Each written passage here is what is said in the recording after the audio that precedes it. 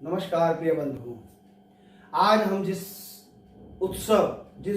विषय को लेकर के आपके सामने उपस्थित हुए हैं वह है निर्जला एकादशी।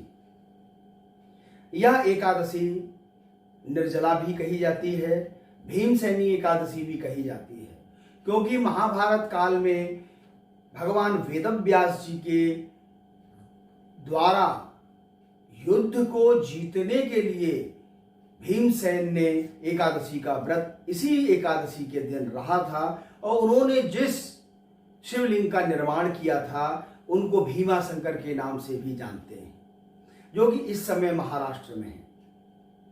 यह एकादशी इतनी पुनीत है कि इसमें निर्जला रह करके व्रत करना चाहिए, परंतु सबसे बड़ा विषय यह है कि यह एकादशी है कब।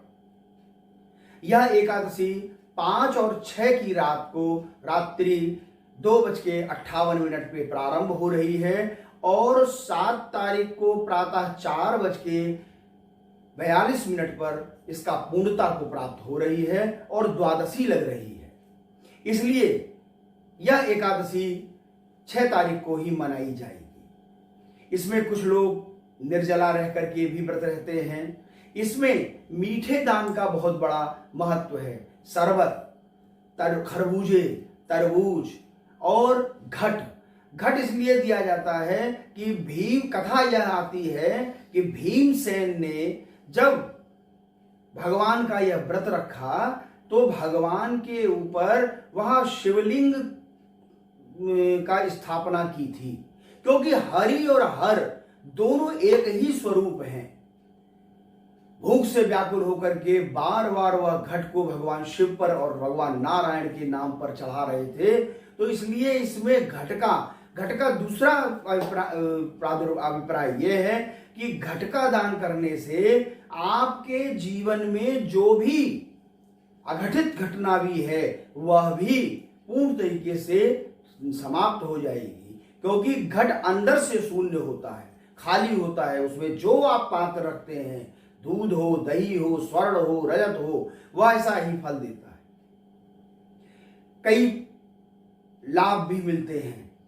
यह एकादशी का व्रत रखने से, दान करने से, यहां तक कि भागवत जी में लिखा हुआ है कि इस एकादशी को दिए किए हुए दान का फल 1,000 गौदान के बराबर होता है।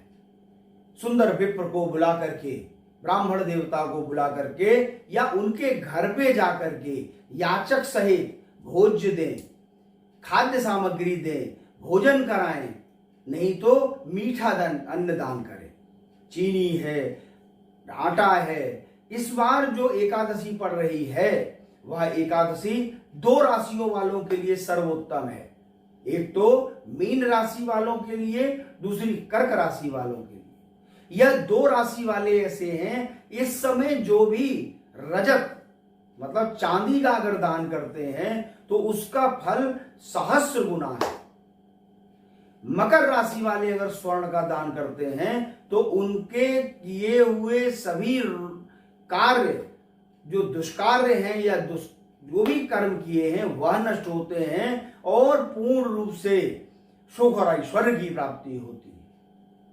इसमें भगवान नारायण का विधिवत पूजन करना चाहिए।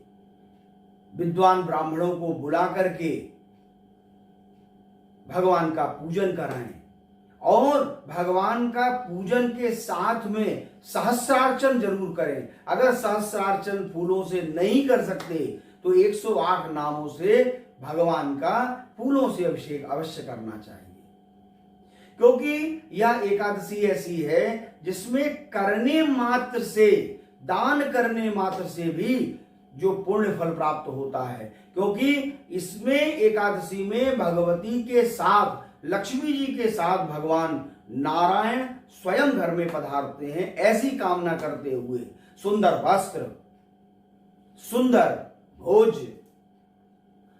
घड़ा, खरबूज, जो ऋतु फल हैं, इस समय तरबूज है, खरबूज है, जो भी ऋतु के फल हैं वह विद्वान ब्राह्मणों को दान करना चाहिए, क्योंकि ब्राह्मणों से मुख, भगवान नारायण के मुख ब्राह्मण हैं, गौ हैं, जल है, अग्नि है और कन्या है। तो मुख्य प्रथम गाय को भोज दें और ब्राह्मणों को दें।